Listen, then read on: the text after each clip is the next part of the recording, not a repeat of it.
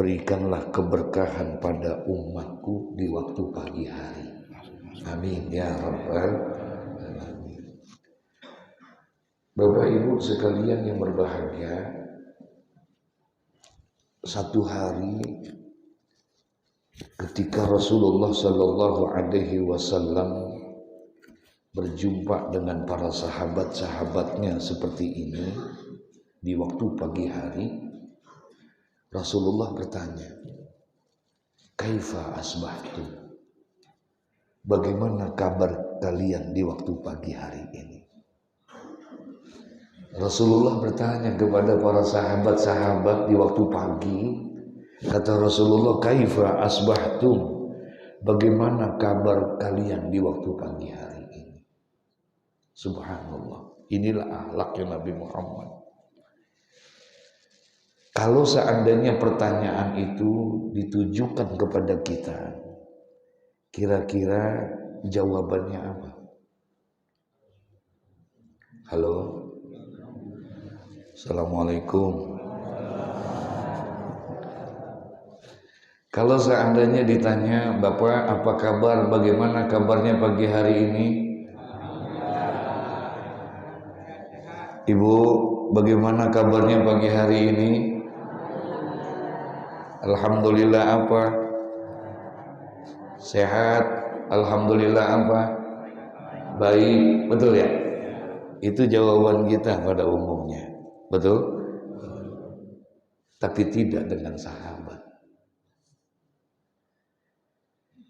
Ketika Rasulullah Shallallahu Alaihi Wasallam bertanya kepada para sahabat, "Kaifa asbahtum?" Bagaimana kabarmu di waktu pagi hari ini? Ternyata sahabat tidak menjawab, "Sehat ya Rasulullah." Tidak. Ternyata para sahabat tidak menjawab, "Baik ya Rasulullah." Tidak. Tapi ketika sahabat ditanya, "Bagaimana kabarmu di waktu pagi hari ini?" Apa jawaban sahabat? "Asbahna mu'minina billah." Pagi ini kami dalam keadaan beriman kepada Allah. Subhanallah. Beda tipis jawabannya sama kita.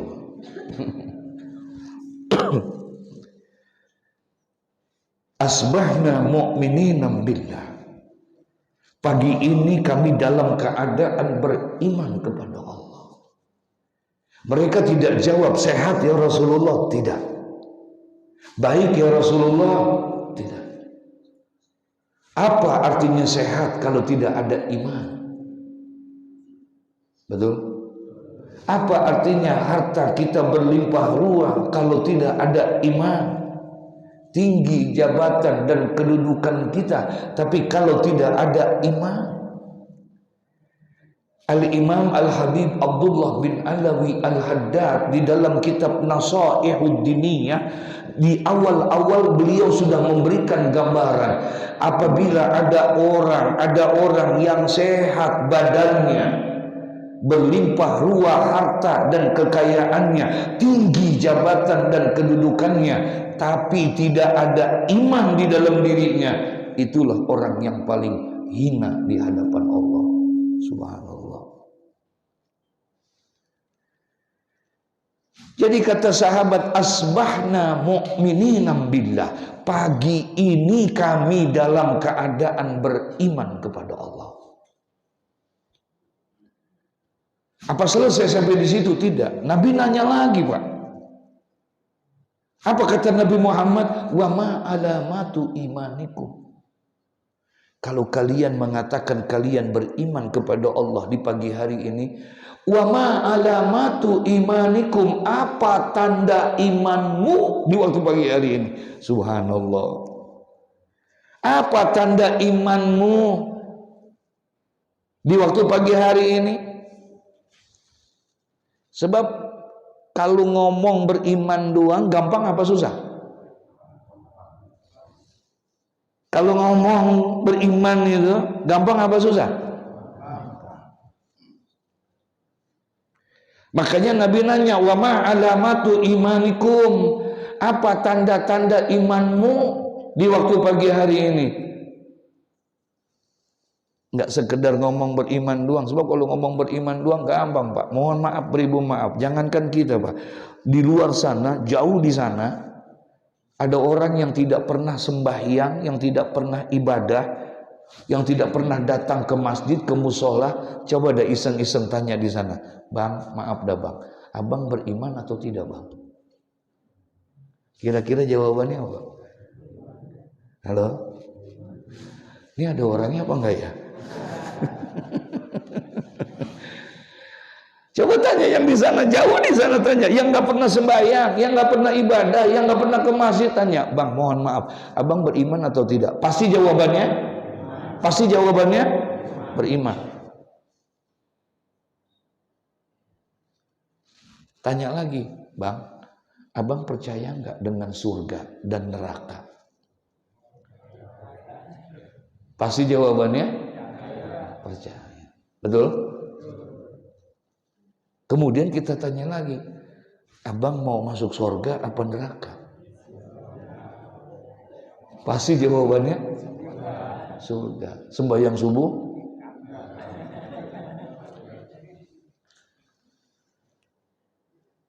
Sembahyang enggak, ibadah enggak, tapi pengen masuk surga. Mungkin punya orang dalam di sana.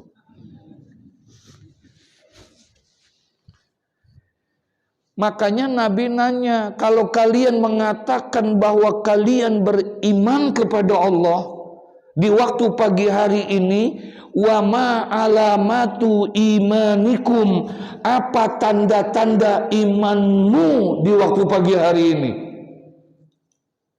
Apa jawaban sahabat?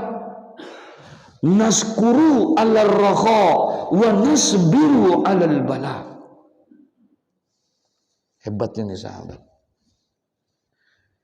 Tanda iman kami ya Rasulullah di waktu pagi hari ini, naskuru ala roho, kami bersyukur atas nikmat yang telah Allah berikan kepada kami. Alhamdulillah. Kami bersyukur atas nikmat yang telah Allah berikan di pagi hari ini kepada kami ya Rasulullah. Itu tanda keimanan kami.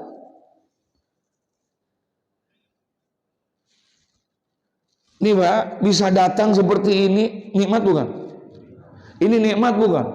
Ini nikmat yang luar biasa loh Pak. Bisa datang ke tempat ini, apalagi di waktu pagi yang seperti ini. Ini bukan nikmat yang sembarangan. Ini yang kita datengin Pak, tempat yang kita duduki saat ini, inilah tempat yang paling terbaik yang ada di muka bumi ini Pak. Seorang sahabat pernah bertanya kepada Nabi Muhammad, ya Rasulullah, apa tempat yang paling terbaik yang ada di muka bumi ini? Apa jawaban Rasulullah? Khairul biqa masajiduha. Sebaik-baiknya tempat yang ada di muka bumi ini adalah masjid-masjidnya. Alhamdulillah. Ini bukan tempat yang sembarangan. Benar dia tidak berlantai 15. Benar dia tidak berhektar-hektar, tidak. Mungkin seperti ini tempat kita, tapi ini adalah merupakan baitun min buyutillah, rumah di antara rumah-rumah Allah. Inna buyutallaha fil ardi al-masajid. Sesungguhnya rumah Allah yang ada di muka bumi ini adalah masjid.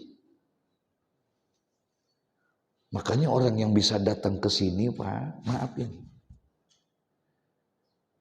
Tidak semua orang bisa datang ke tempat ini. Orang-orang pilihan, Pak. Insya hanya orang pilihan, hanya orang-orang yang beriman yang bisa datang ke tempat ini. Bapak, Ibu nggak perlu heran. Rasulullah pernah memberikan jaminan, kata Rasulullah, apabila kamu lihat ada orang yang datang dan berkunjung kepada masjid, apabila ada orang yang datang kepada masjid, fashhadu lahu bil iman, saksikan bahwa orang itu adalah orang yang beriman. Enggak gampang Pak datang ke tempat ini. Demi Allah, hanya orang pilihan. Jangan heran kalau kita lihat, ini mohon maaf, ribu maaf, jangan heran kalau kita lihat ada orang yang rumahnya dekat sama masjid 20-30 meter, tapi nggak sampai ke masjid. Ada nggak yang begitu kira-kira ya? Halo? Mana orangnya?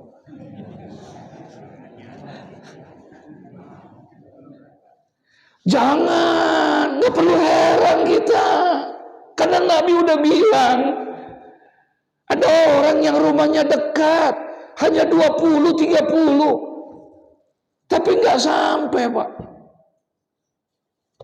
Sementara ada orang yang rumahnya 100 meter, 200 meter, bahkan lebih dari itu, sampai ke masjidnya. Ada yang begitu? Masya Allah, 200 meter Pak sampai, bukan zuhur loh, bukan hanya asar, bukan hanya maghrib, bukan hanya isya, subuh sampai dia.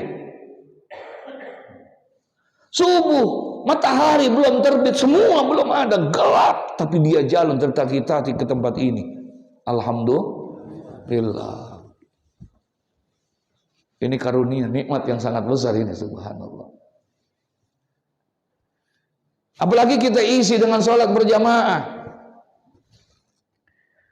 Sembahyang berjamaah, Nabi sudah memberikan jaminan, sholatul jamaah afdalu min sholatil fadhi bisab'i wa isrina darajah. Orang yang sembahyang berjamaah nilainya 27 kali bandingannya dengan orang yang tidak berjamaah.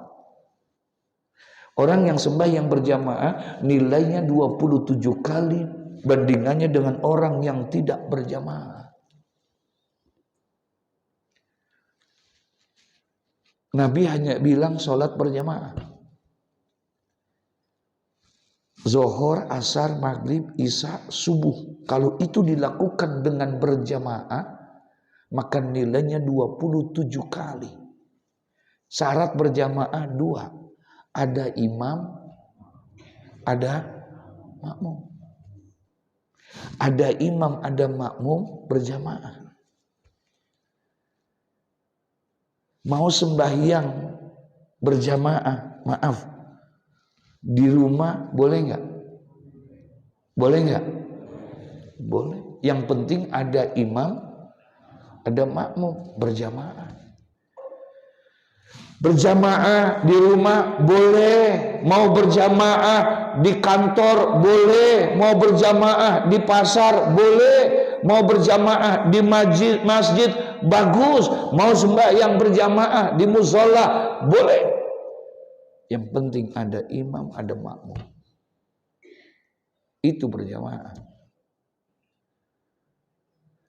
Zuhur, asar, maghrib, isya, subuh 27 kali. Tapi kalau kita mau dapat kelebihan, keutamaan, ada bonus yang Allah berikan. Kamu sembahyang berjamaah di rumah, kamu akan mendapatkan 27 kali. Tapi ketika engkau sembahyang berjamaah ke masjid, bukan hanya 27 kali kamu dapatkan, tapi Allah akan berikan ganjaran kepada engkau. Dapat lagi tuh nilai bonus, Pak. Kata Imam Nawawi dalam kitab Riyadhus Shalihin, apabila ada orang yang keluar dari rumahnya, kemudian dalam keadaan berwudu, dia tinggalkan rumahnya menuju masjid, la yuridu ila shalah, tidak ada tujuan kecuali mau ngapain? Mau sholat. Dia keluar dari rumahnya dalam keadaan berwudu, kemudian menuju kepada masjid, tidak ada maksud dan tujuan kecuali untuk beribadah kepada Allah, maka langkah-langkah kaki kita menuju kepada masjid mendapatkan nilai ganjaran ibadah di sisi Allah. Satu langkah kaki kanan kita, Allah angkat derajat dan Allah berikan pahala kebaikan buat kita. Satu langkah kaki kita, Allah hapuskan dosa-dosa kita. Allah. Baru keluarnya tuh, Pak. Udah sembahyang belum? Udah sembahyang belum? belum sembahyang dikasih bonus. Masuk kita ke dalam masjid, sembahyang, kita sembahyang subuh berjamaah, bukan hanya 27 kali kita dapatkan nilai ganjaran ini. Bukan hanya dapat pahala langkah-langkah kita, bukan. Orang yang sembahyang subuh berjamaah mendapatkan bonus yang luar biasa. Apa kata Nabi Muhammad? Man shalla subha fi jama'atin faka'annama qama laila kullu. Barang siapa yang sembahyang subuh dengan berjamaah, maka seakan dia telah melaksanakan ibadah satu malam suntuk, kata Nabi Muhammad. Nilainya sama dengan orang yang beribadah satu malam suntuk. Bapak pernah ibadah semalam suntuk nggak, Pak? Halo? Ibu udah pernah ibadah semalam suntuk belum? Halo? Ibadah semalam suntuk udah belum? Kalau suntuk udah pernah belum? Oh, ini juga kelihatan lagi pada suntuk banget ini. Ya Allah, nikmat, alhamdulillah. Karunia yang Allah berikan begitu luar biasa sama kita. Ini yang mesti kita jaga. Karena ini tidak mudah untuk melakukannya, Pak. Melaksanakan sholat berjamaah seperti ini. Kalau tadi ada temanya apa tadi?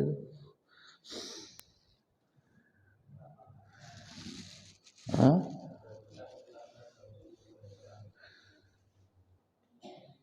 Ini mau bahas temanya aja lupa ini.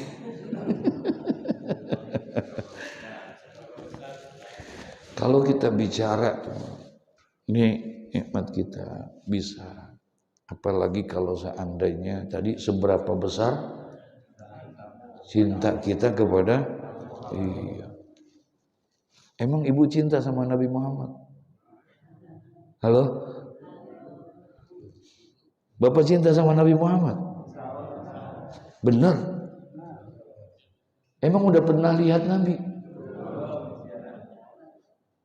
Emang sudah pernah ketemu sama Nabi? Kok bisa cinta?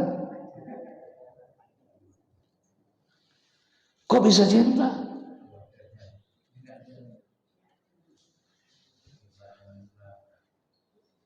Benar emang sudah cinta sama Nabi? Emang perlu pakai tes DNA?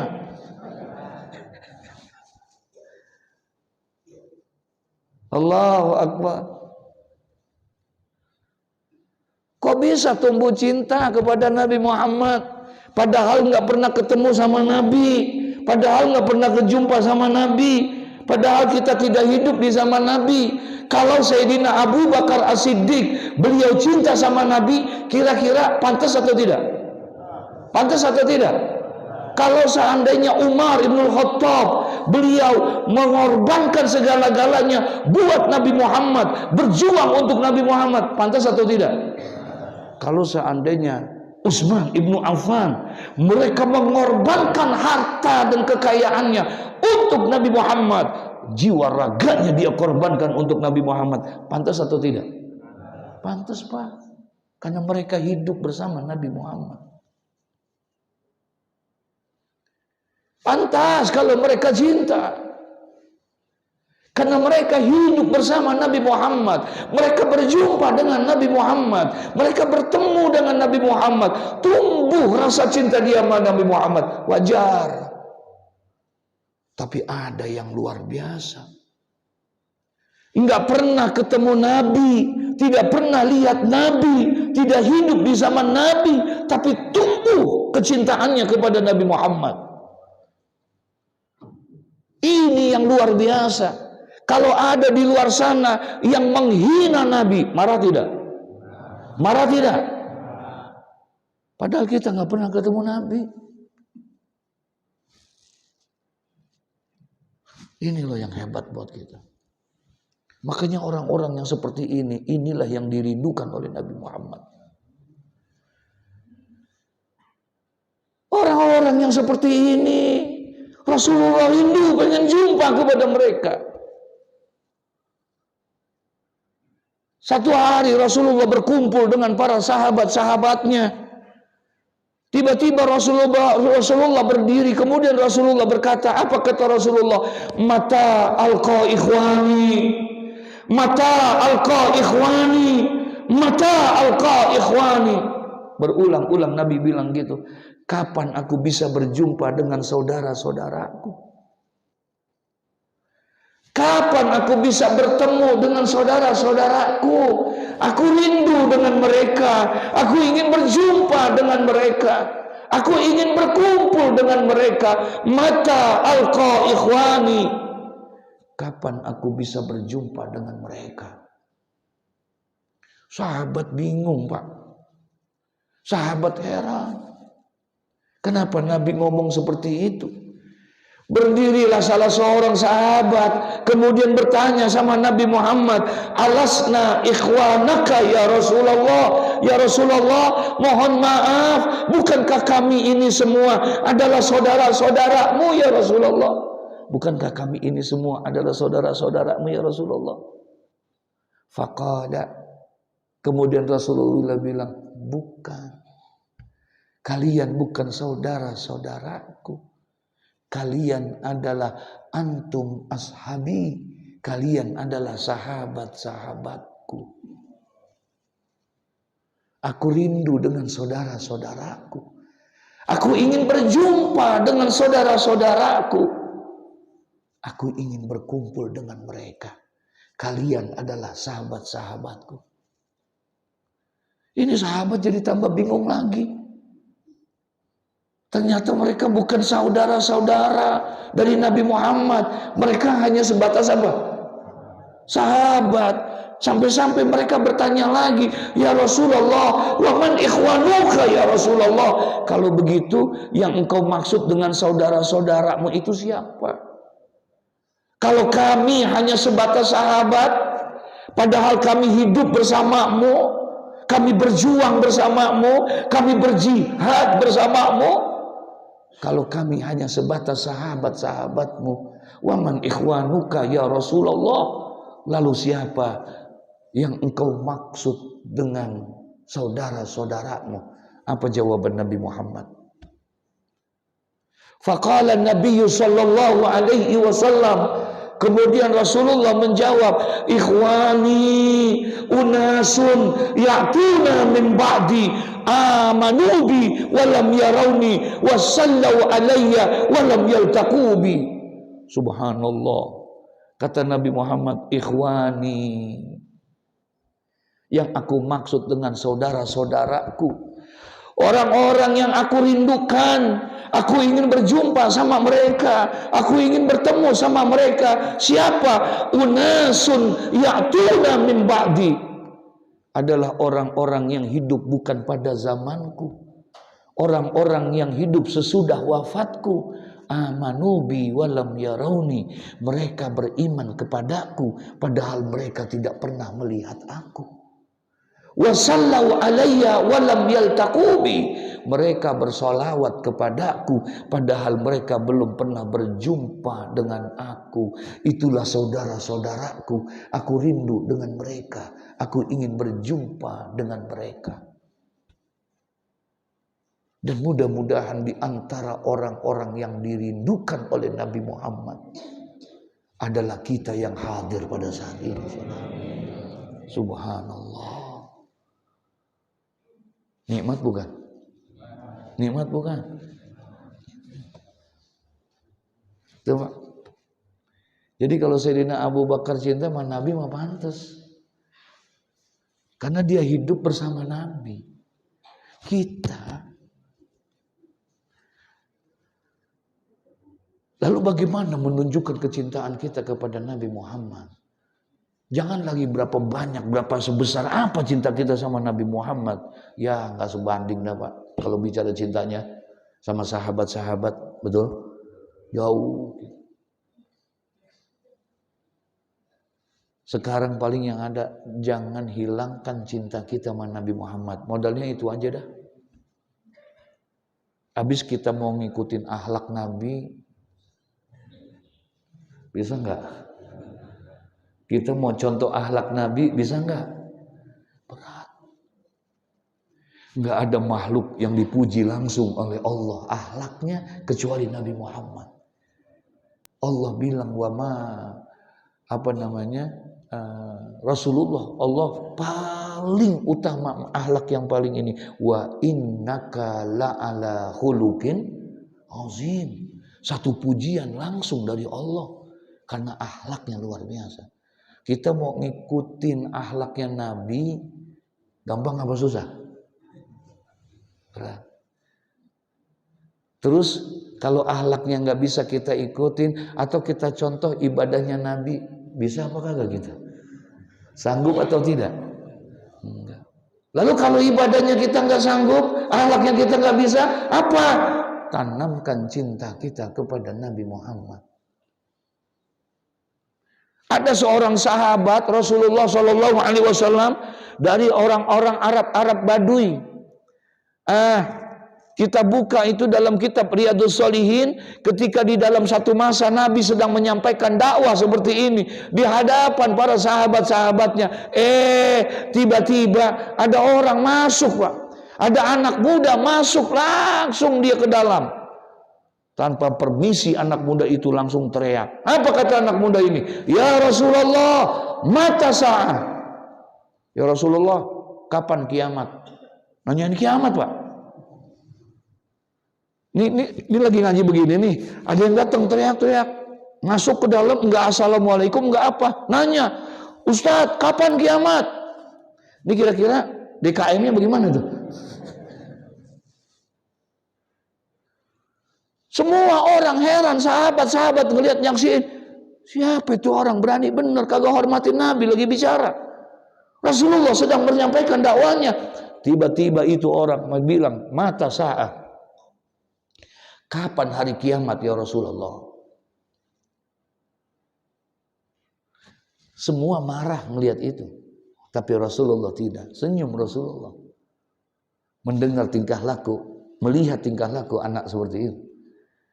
Senyum Rasulullah. Tapi Rasulullah enggak jawab pertanyaan dia. Rasulullah balik pertanyaannya. Wa ma'adatulah. Anak muda, kalau engkau nanyain tentang kiamat, apa persiapanmu untuk hari kiamat? Paham gak maksudnya? Nabi nanya, kalau kalian nanyain, kalau engkau bertanya tentang hari kiamat, kapan hari kiamat itu? Apakah kamu sudah punya persiapan untuk menghadapi kiamat? Apa bekalmu untuk menghadapi kiamat? Dibalik tanya Nabi. Nabi nanya balik lagi sama tuh anak muda.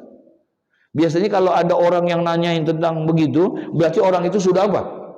Sudah siap. Makanya Nabi nanya. Kata Nabi Muhammad, emang bekal kamu apa? Udah nanyain apa?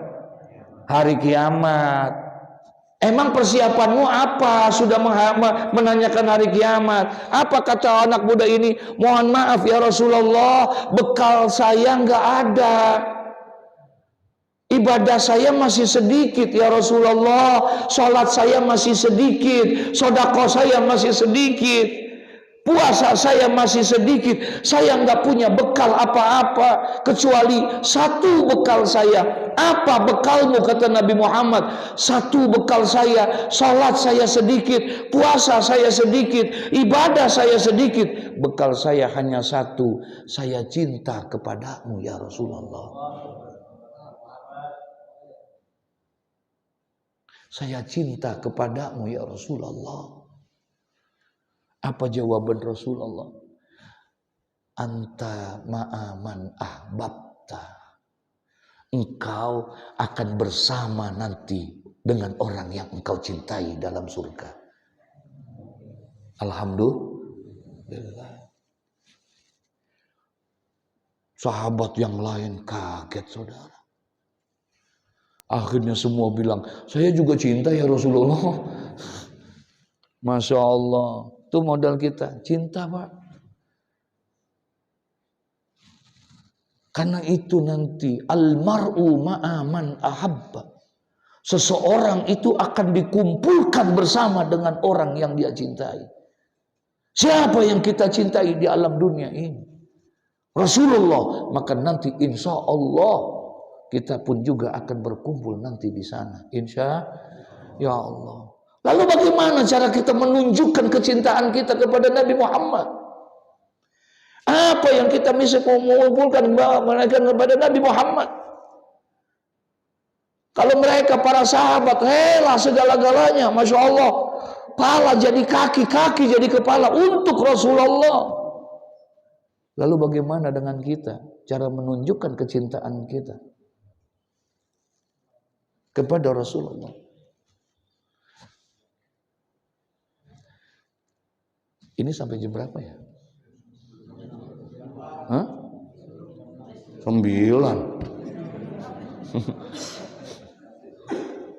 Bener sampai jam 9. Hah?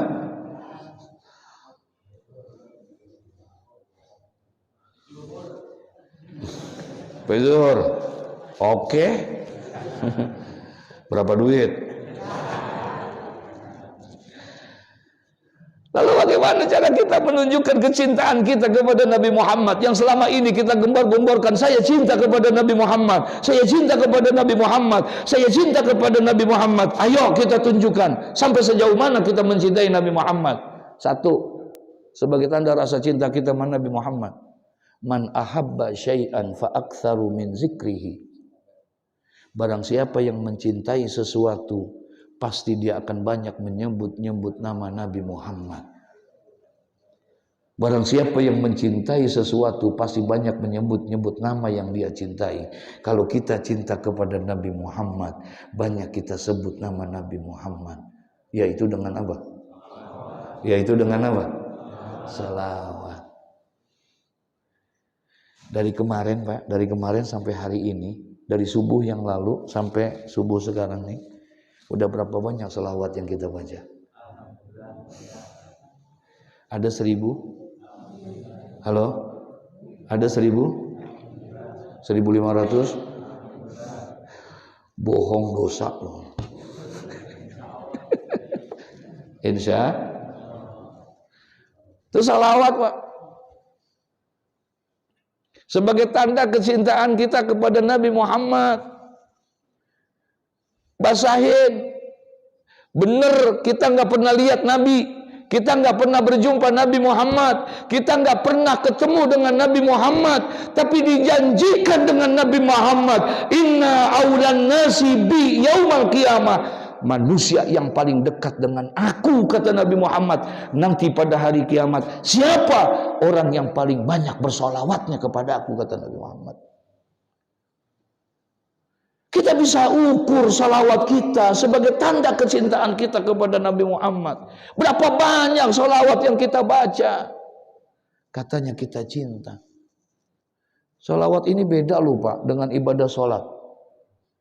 Dia nggak sama loh dengan ibadah puasa. Ibadah salawat juga nggak sama dengan ibadah haji. Dia punya karakter tersendiri dan keistimewaan tersendiri. Ini ibadah salawat. Beda dia dengan ibadah sholat. Allah perintahkan sholat, tapi Allah tidak sholat. Allah bilang, aqimus sholat, dirikan sholat. Kita sholat. Allah sholat tidak? Allah sholat tidak? Allah tidak sholat. Allah perintahkan itu puasa. Ya ayyuhalladzina amanu kutiba alaikumus syiyam. Allah perintahkan berpuasa di bulan Ramadan. Kita puasa nggak? Kita puasa nggak? Allah puasa nggak? Allah tidak puasa. Allah perintahkan haji. Walillahi 'alan nasi hijjul baiti man istata'a ilaihi sabila. Berangkat haji, Pak. Tapi Allah tidak haji. Allah perintahkan sholat, Allah tidak sholat. Allah perintahkan puasa, Allah tidak puasa. Tapi lihat, ketika Allah memerintahkan untuk bersolawat kepada Nabi Muhammad, Allah berselawat tidak? Allah berselawat tidak? Innallaha wa malaikatahu yusalluna 'alan nabi ya ayyuhalladzina amanu sallu 'alaihi wa sallimu Ya Allah, sesungguhnya Allah dan para malaikatnya mereka bersolawat kepada Nabi Muhammad. Dahsyatnya ini solawat. Sebagai tanda kecintaan kita bisa diukur itu. Makanya Rasulullah bilang tadi, dialah orang yang aku rindukan.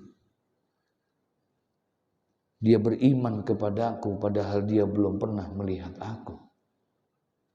Dia bersolawat kepadaku padahal dia belum pernah berjumpa dengan aku. Itulah saudara-saudaraku yang aku rindu kepada mereka. Dengan solawat sebagai bukti kecintaan kita.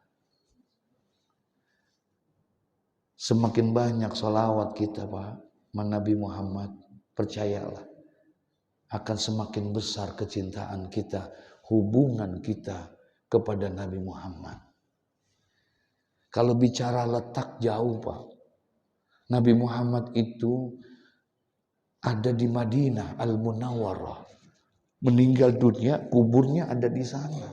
Secara letak jauh. Betul? Jauh. Lalu kok bisa menyambungkan kita ke sana? Sampai-sampai kita korbankan semuanya untuk mengikuti sunnah-sunnahnya. Kenapa bisa begitu? Nyambung Pak, kita dengan Nabi Muhammad. Dan yang menyambungkan itu adalah apa? Sholawat. Ada satu kitab, di dalam kitab itu diceritakan tentang satu kisah.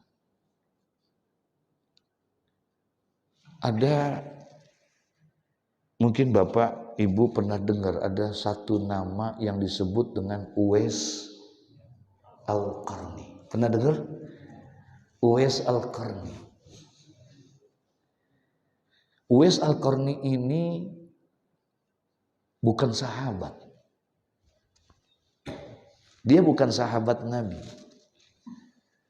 Karena persyaratannya kurang.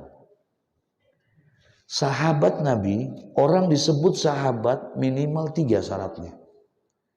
Pertama, orang itu hidup di zaman Nabi. Yang kedua, orang itu berjumpa dengan Nabi. Dan yang ketiga, beriman dengan Nabi. Kalau 3 syarat ini ada, maka orang itu dikategorikan sebagai apa? Hidup di zaman Nabi, berjumpa dengan Nabi, dan beriman dengan Nabi. Kalau kurang syaratnya, nggak jadi Pak. Hidupnya di zaman Nabi. Hidupnya di zaman Nabi. Dan dia berjumpa dengan Nabi.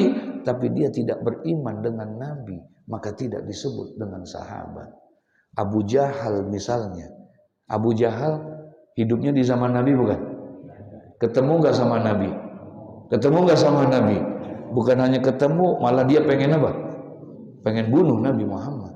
Tapi karena dia tidak beriman, maka tidak disebut sahabat. Atau mungkin hidupnya di zaman Nabi, beriman sama Nabi, tapi nggak pernah berjumpa dengan Nabi, maka nggak jadi sahabat. Beriman dia sama Nabi, percaya dengan Nabi, dan dia hidup di zaman Nabi, tapi satu, dia nggak pernah jumpa dengan Nabi, maka nggak disebut sahabat. Mana contohnya? Uwais Al-Qarni. Uwais Al-Qarni itu hidup di zaman Nabi Pak, dan dia amat sangat beriman kepada Nabi Muhammad, tapi dia nggak pernah berjumpa sama Nabi, karena Nabi di Madinah, dia di Yaman. Satu tempat yang berbeda, jauh. Al-Qarn itu, Qarni itu, satu kampung, satu desa di Yaman. Makanya orang itu disebutnya Uwais Al-Qarni. Dia bukan gak mau ketemu Nabi, mau, pengen sekali. Tiap malam dia bersolawat kepada Nabi Muhammad. Cuman dia gak berjumpa. Kenapa dia gak ini? Dia pernah Pak, pengen sekali ke Madinah. Cuman gak bisa. Karena dia punya ibu. Ibunya udah tua. Udah nggak bisa apa-apa. Jadi dia tahan kerinduannya kepada Nabi Muhammad, hanya ingin menjaga daripada ibu. Makanya Rasulullah Shallallahu Alaihi Wasallam, dia Uwais Al-Qarni belum pernah ketemu sama Nabi, belum pernah jumpa sama Nabi. Begitu juga Nabi Muhammad belum pernah ketemu sama Uwais Al-Qarni, belum pernah jumpa sama Uwais Al-Qarni. Nabi belum pernah ketemu. Tapi kenapa satu masa Nabi Muhammad panggil Sayyidina Umar Ibn Khattab, dipanggil Sayyidina Ali bin Abi Thalib, ya Umar, ya Ali, sini.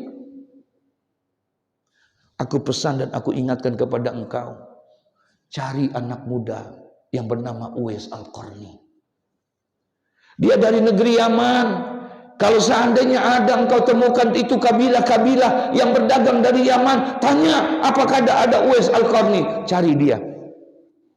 Kalau seandainya engkau berjumpa dengan dia, jangan lupa wahai Umar, wahai Ali, mintalah doa dari Uwais Al-Qarni, karena dia doanya tidak ditolak oleh Allah, karena dia orang yang soleh. Ya Allah, Nabi belum pernah lihat, Pak. Tapi Nabi kenal namanya. Nabi tahu kampungnya Al-Qarni. Sampai-sampai Sayyidina Umar bilang, baik ya Rasulullah, tapi mohon maaf ya Rasulullah, apakah engkau pernah berjumpa dengan dia? Bagaimanakah ciri-ciri daripada orang itu, Uwais Al-Qarni? Saya khawatir nama itu banyak yang sama. Bisa jadi nggak? Lalu siapa itu Uwais Al-Qarni? Apakah engkau pernah berjumpa dengan dia? Apakah ada tanda-tandanya? Apa jawab Rasulullah? Aku belum pernah berjumpa dengan dia. Kalau engkau berjumpa dengan Uwais Al-Qarni, cobalah engkau peluk dia. Dan engkau lihat di belakang pundaknya ada satu lingkaran kecil sebesar uang logam putih. Ada tanda ciri di situ. Itulah Uwais Al-Qarni. Nabi belum pernah lihat, belum pernah ketemu, tapi kenal namanya, bahkan tahu tandanya. Kok bisa? Dari mana nyambungnya? Paham maksudnya? Ada hubungan batiniyah antara Nabi dengan Uwais, Uwais dengan Nabi. Ada hubungan batiniyah. Enggak pernah jumpa dia, enggak pernah bertemu dengan dia, tapi luar biasa. Apa yang menghubungkannya? Karena Uwais tidak pernah lepas bersolawat kepada Nabi Muhammad. Itu yang menghubungkannya. Itu yang menghubungkan Uwais, sehingga begitu dekatnya dia dengan Nabi Muhammad. Kemudian bertemulah itu Umar, Ali, jumpa dengan Uwais Al-Qarni. Ketemu, Pak. Setelah ketemu Uwais Al-Qarni, apakah benar Uwais Al-Qarni engkau? Kalau memang begitu, bolehkah engkau izinkan aku memeluk engkau? Dipeluklah oleh Umar bin Khattab. Benar, ternyata ada tanda putih di pundaknya. Ketika saat itu dia minta doa dan lain sebagainya kepada Uwais Al-Qarni. Uwais Al-Qarni hanya bertanya, min aitu? Dari kamu ini dari mana? Kamu siapa? Ana Umar ibn Khattab. Ini Ali bin Abi Thalib. Saya dari Madinah Al-Munawwarah. Saya dari Madinah Al-Munawwarah. Uwais Al-Qarni tanya, kalau engkau dari Madinah Al-Munawwarah, apakah engkau kenal dengan Nabi Muhammad? Umar ditanya, Pak. Kira-kira Umar jawabnya apa tuh? Ali bin Abi Thalib ditanya, kalau memang engkau dari Madinah Al-Munawwarah, apakah engkau kenal dengan Rasulullah? Umar bilang, ya kenal lah. Dia sahabat aku. Saya ikut perang bersama dia. Justru saya disuruh berjumpa dengan engkau, disuruh oleh dia. Kenal lah saya. Kata Umar, apalagi Sayyidina Ali. Kira-kira kenal nggak? Hah? Kata Sayyidina Ali, saya sepupunya. Bukan hanya sepupu, bahkan saya menantunya. Bagaimana Bagaimana mungkin saya tidak kenal? Apa jawaban Uwais Al-Qarni? Kalian berdua kenal hanya zahiriyahnya, tapi kalian tidak kenal secara batiniyah. Kenapa Rasulullah menyuruh kalian datang kepada aku? Karena Rasulullah kenal aku secara batinnya, padahal aku belum pernah jumpa dia. Paham maksudnya? Subhanallah. Nah, hubungkan kecintaan kita kepada Nabi Muhammad. Yang paling gampang adalah dengan apa? Dengan apa? Bersolawat kepada Nabi Muhammad. Itu aja, Pak. Ya, banyakin salawat. Orang yang paling banyak membaca salawat, subhanallah, nanti akan Allah berikan tuh satu kedudukan yang sangat luar biasa. Satu kitab namanya Durratun Nasihin, Syekh Utsman Khubawi tulis dalam kitab itu. Ternyata ada 4 malaikat kata Nabi Muhammad datang kepada Nabi Muhammad. Ada 4. Jibril, Mikail, Israfil, Ijrail. Ada berapa? 4. Datang satu masa ke Nabi Muhammad. Kemudian duduk maju satu-satu. Jibril maju, duduk di hadapan Nabi. Kemudian Jibril bilang begini, ya Rasulullah, man shalla alaika min ummatika. Ya Rasulullah, barang siapa di antara umat-umatmu yang baca salawat kepadamu, saya berjanji di hadapanmu ya Rasulullah, ana akhuzu biyadihi wa umiruhu ala sirati kalbarqil hatib. Saya berjanji di hadapanmu ya Rasulullah, buat orang yang suka membaca salawat kepadamu, aku akan ambil tangan orang itu pada hari kiamat. Aku akan ambil nanti pada hari kiamat tangan orang itu. Kemudian aku akan tuntun orang itu ketika melewati jembatan Siratal Mustaqim. Allah. Diambil tangannya oleh malaikat Jibril. Jibril akan tuntun orang itu. Buat orang yang suka membaca salawat kepada Nabi Muhammad. Allahumma sholli ala Sayyidina Muhammad. Datang lagi malaikat Mikail. Apa kata malaikat Mikail? Saya pun berjanji ya Rasulullah, barang siapa yang suka membaca salawat kepadamu, aku akan ambilkan nanti air dari telagamu, dan aku akan berikan air itu kepada orang yang membaca salawat kepadamu ya Rasulullah. Orang yang bisa meminum air daripada telaga Nabi Muhammad, dia tidak akan merasakan haus untuk selama-lamanya, saudara. Malaikat Mikail janji. Datang lagi malaikat Israfil yang ketiga. Ya Rasulullah, man shalla alaika min ummatika. Wahai Rasulullah, barang siapa yang membaca salawat kepadamu daripada umat-umatmu, saya pun berjanji ya Rasulullah. Kata malaikat Israfil, ana asjudu lillahi ta'ala. Saya akan sujud nanti di hadapan Allah pada hari kiamat. Kata malaikat Israfil, saya akan sujud nanti pada hari kiamat di hadapan Allah. Ma arfa'a ra'si, aku tidak akan angkat itu kepalaku dari sujudku sebelum Allah memaafkan orang yang baca salawat kepadamu ya Rasulullah. Subhanallah. Jibril sudah, Mikail sudah, Israfil. Yang terakhir siapa? Yang terakhir siapa? Ijrail. Ijrail tugasnya apa? Bapak kenal sama Ijrail? Ibu kenal sama Ijrail? Ada yang mau kenalan nggak? Saya punya nomor handphone nih Pak. Datang Ijrail. Nah, berarti udah selesai nih. Terusin jangan nih. Hah?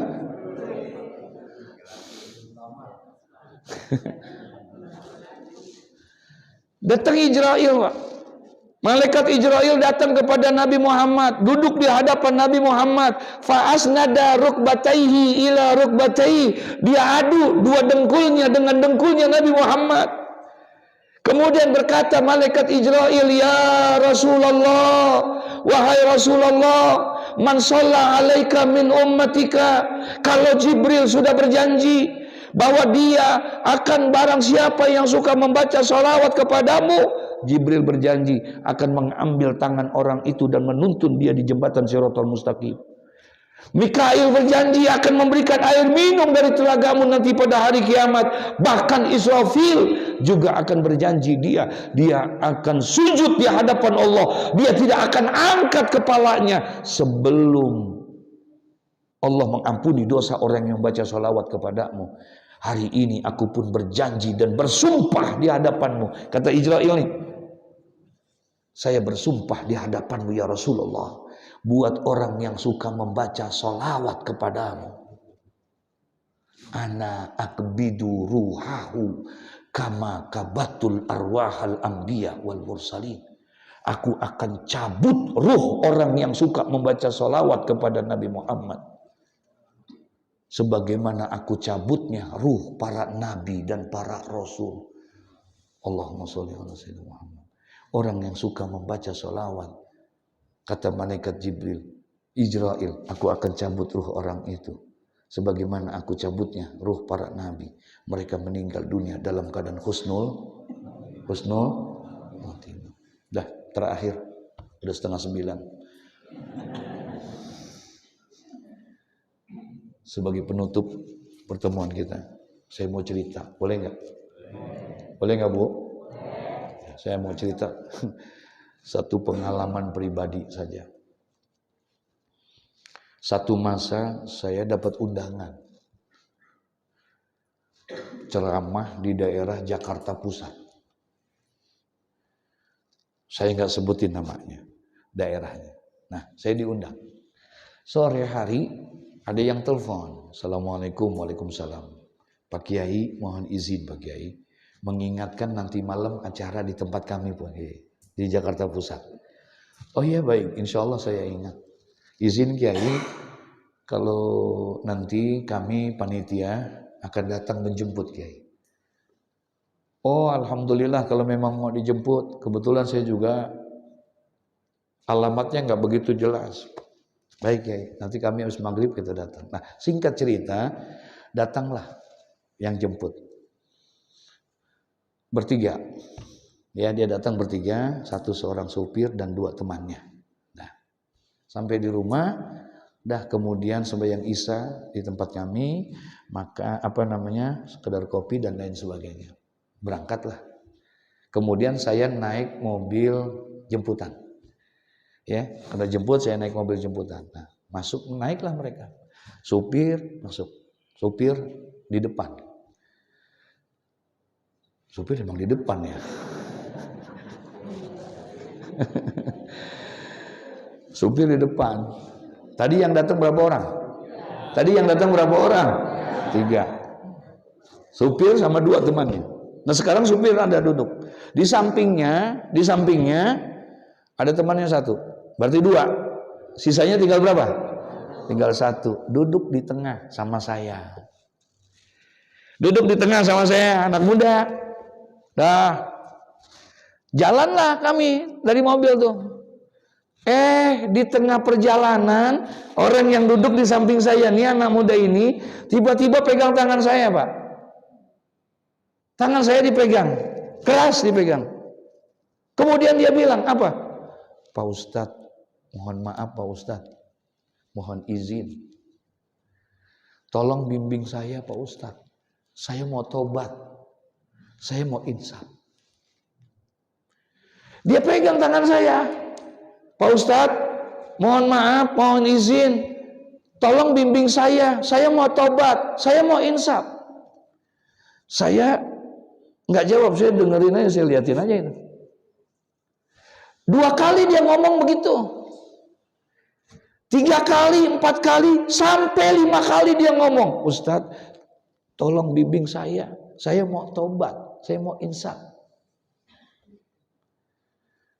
Saya penasaran, akhirnya saya tanya, "Bang, maaf bang, kenapa abang pengen tobat? Kenapa abang pengen maksiat?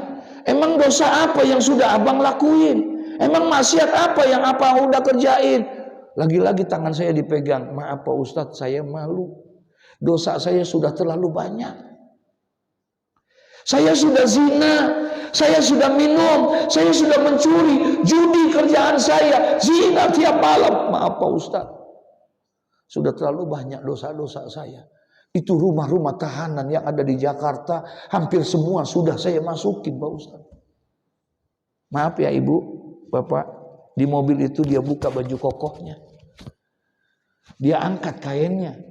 Saya lihat dengan mata kepala saya sendiri dari ujung kaki sampai ujung lehernya, sekujur tubuhnya penuh dengan apa? Tato. Bimbing saya Pak Ustadz. Saya mau tobat. Saya mau insaf. Ada satu dosa Pak Ustadz yang saya takut sekali. Sampai saat ini saya dihantui dengan dosa itu. Tangan saya dipegang. Saya pernah bunuh orang. Loh, saya takut juga tangan saya dipegang sama dia. Saya pernah bunuh orang. Saya bilang, Masya Allah. Dibuka itu semuanya sama dia. Belum sempat jawab, saya udah sampai di tempat acara. Belum sempat jawab, sampai saya di tempat acara. Dah, sampai saya ceramah. Ini saya boleh cerita apa enggak ini? Oh boleh. Saya takut juga dilihatin semuanya. Ceramahlah saya di tempat itu. Selesai saya ceramah pulang. Kemudian pulang saya naik mobil lagi, mobil jemputan yang tadi. Naiklah saya masuk. Ada dia lagi di situ. Ada anak muda itu lagi di dalam itu. Pulanglah saya. Tapi anehnya Ibu, maaf Ibu. Anehnya ini ketika pulang, sepanjang perjalanan dari tempat acara ke rumah saya, anak muda ini tidak ada satu kata pun yang keluar dari mulutnya. Gak ada satu kalimat pun, dia hanya nunduk, diam 1000 bahasa sepanjang perjalanan. Dia hanya duduk saja, tunjuk begitu, Allahu Akbar. Dia diam, saya juga diam lagi. Jalan.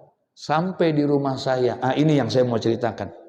Sampai di rumah saya. Ketika sampai di rumah saya turun. Tanpa saya duga, anak muda ini pun turun. Turun lagi anak muda ini. Bapak Ibu tahu apa yang dilakukan sama dia? Langsung dia peluk saya. Dia nangis di pundak saya. Nangis senangis-nangisnya. Ustadz, saya takut Ustadz. Dosa saya sudah terlalu banyak. Saya mau tobat Ustaz. Saya mau insaf. Apa yang mesti saya lakukan Ustaz? Saya takut. Masya Allah. Disitulah saya yakin, seyakin-yakinnya. Anak muda ini memang benar-benar pengen apa? Tobat. Apa yang mesti saya lakukan Ustaz? Saya bilang kepada anak muda itu, Bang, mohon maaf. Kalau untuk nasehatin, saya belum bisa Bang. Saya juga masih banyak salah dan khilafnya. Tapi satu pesan saya Bang. Ini bukan dari saya, tapi ini janji Nabi Muhammad.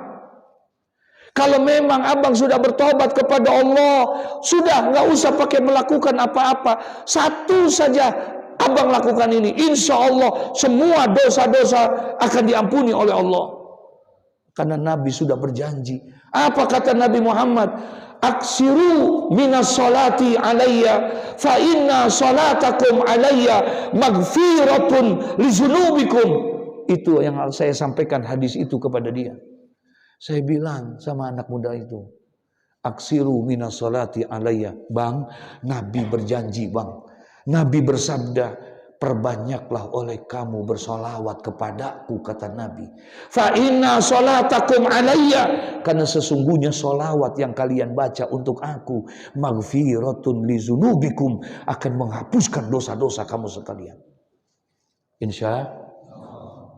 Jadi saya harus bersolawat Ustadz, iya. Kapan saya berselawatnya? Berapa banyak saya berselawatnya? Kapan saja? Di mana saja? Sebanyak-banyaknya. Baik Pak Ustadz. Kemudian apa ya yang dilakukan sama dia? Pak Ustadz, saya minta izin, saya minta redoknya, mulai malam ini saya akan amalkan salawat. Kemudian dia cium tangan saya, kemudian sudah selesai. Dah, saya pun masuk ke dalam, kemudian dia pun pulang. Saya masuk ke rumah, dia pulang. Ya udah sampai situ doang ceritanya.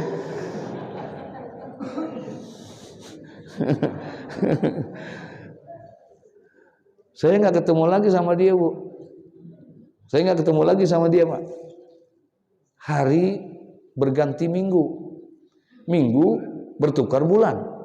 Sebulan, 2 bulan, 3 bulan, 4 bulan. 4 bulan kemudian, sore-sore saya lagi baca kitab, ada telepon. Assalamualaikum, waalaikumsalam. Pak Kiai mohon izin, kami dari Jakarta Pusat Pak Kiai yang waktu itu mengundang. Oh iya, bagaimana kabarnya? Baik Pak Kiai.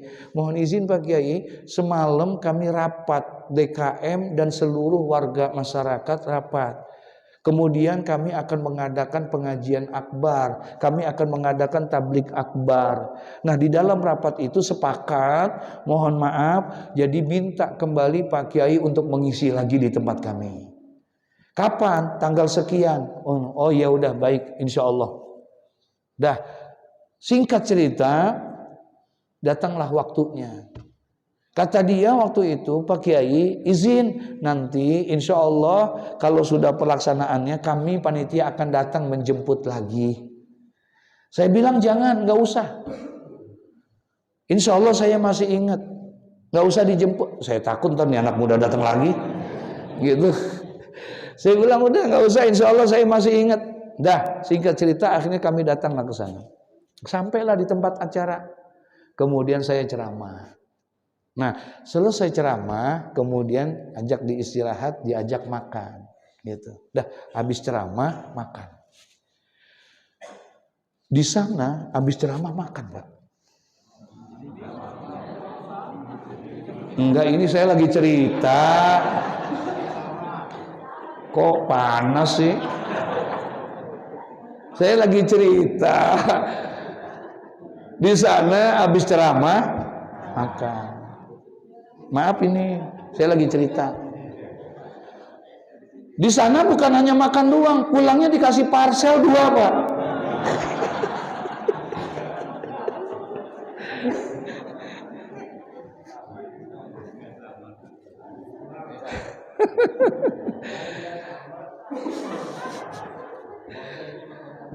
Dah ceramah dah, habis ceramah selesai makan. Ketika lagi makan, saya ingat sama anak muda itu. Saya tanya sama anak muda, sama pengurus masjid, Pak Haji, 4 bulan yang lalu saya datang ke tempat ini ceramah pertama kali di sini. Dulu ada yang jemput saya, ada anak muda yang jemput saya. Orangnya begini, begini, begini. Saya ceritain tuh semuanya. Yang mana ya Kiai? Saya lupa namanya, tapi orangnya begini-begini. Oh iya benar Pak Kiai. Dulu dia ikut jemput tuh. Yang tadi ceritain Kiai orangnya begini-begini. Betul, dia memang waktu itu ikut jemput. Kemana kok malam ini gak kelihatan? Maaf Kiai, itu anak muda yang badannya tatoan yang banyak ini itu dan lain sebagainya, yang dulu jemput Kiai, mohon maaf Pak Kiai, baru beberapa hari yang lalu meninggal dunia. Inna lillahi wa inna ilaihi raji'un. Mohon maaf Pak Kiai, baru beberapa hari yang lalu meninggal dunia. Mati. Sampai sekarang, Bu.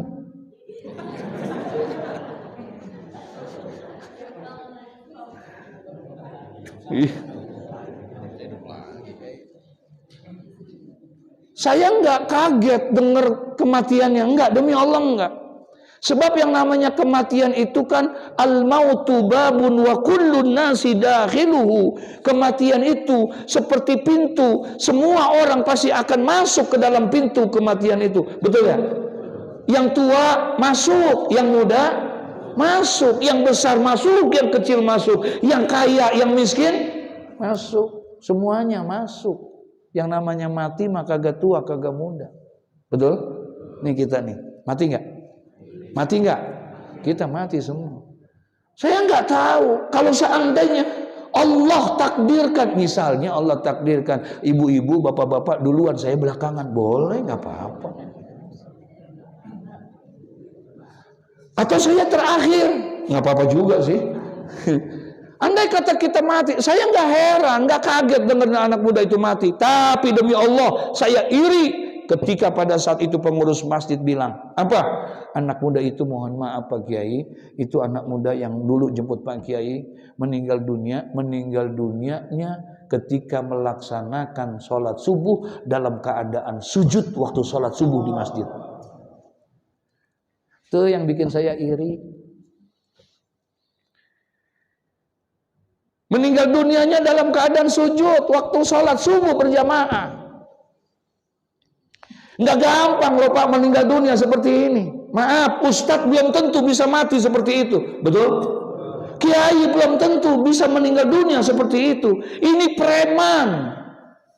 Dosa apa yang belum dia kerjain? Maksiat apa yang belum dia kerjain? Dia udah zina, dia udah mencuri, dia narkoba, bandar, dia ditangkap, semua penjara sudah dimasukin. Bahkan dia pernah membunuh orang. Tapi ketika dia bertobat kepada Allah dengan taubatan nasuha, Allah terima tobatnya, Allah angkat derajatnya, dan Allah matikan dia dalam keadaan yang mulia. Subhanallah. Itu yang bikin saya iri. Akhirnya saya tanya di Pak Haji, maaf dah Pak Haji, kok bisa dia seperti itu? Emang apa yang udah dia lakukan? 4 bulan yang lalu dia nangis di pundak saya, senangis-nangisnya. Sekarang saya dengar kayak begini. Betapa mulianya dia. Apa yang sudah dikerjakan sama dia? Saya mau tanya, Pak Kiai, maaf, itu anak muda orang sini asli Pak Kiai. Dia orang kampung sini. Orang kampung sini nggak heran sama dia. Kalau tiap hari maksiat, tiap hari berbuat dosa, setiap hari mengganggu masyarakat, itu orang sini udah nggak heran. Emang kerjaannya begitu. Tapi Pak Kiai, beberapa bulan ini emang beda banget dia. Nggak pernah dia tinggal tuh yang namanya Zohor, Asar, Maghrib, Isya. Subuh nggak pernah dia tinggal. Dia selalu berjamaah.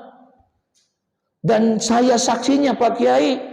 Ini anak muda kalau sembahyang Isya berjamaah, selesai orang pada pulang, dia marahin saya. Pak Haji, maaf, boleh nggak saya izin? Saya mau iktikaf di dalam masjid ini sampai pagi. Dia iktikaf di dalam masjid. Saya saksiin, dia nggak tahajud, dia nggak baca Quran. Dia hanya menangis membaca sholawat kepada Nabi Muhammad. Itu doang yang dia lakukan. Dia nggak baca Quran karena dia nggak bisa baca Quran. Dia nggak tahajud karena dia nggak ngerti tahajud. Yang dia bisa hanya apa? Hanya sholawat kepada Nabi Muhammad. Itu yang dia lakukan sambil menangis setiap malam. Ini janjinya Nabi Muhammad. Orang yang suka membaca sholawat kepada Nabi Muhammad, Allah akan angkat derajatnya dan Allah akan matikan dia dalam keadaan seperti itu. Insya Allah. Ya Rabbana. Jelas tidak? Jelas tidak? Kalau udah jelas, Assalamualaikum warahmatullahi wabarakatuh.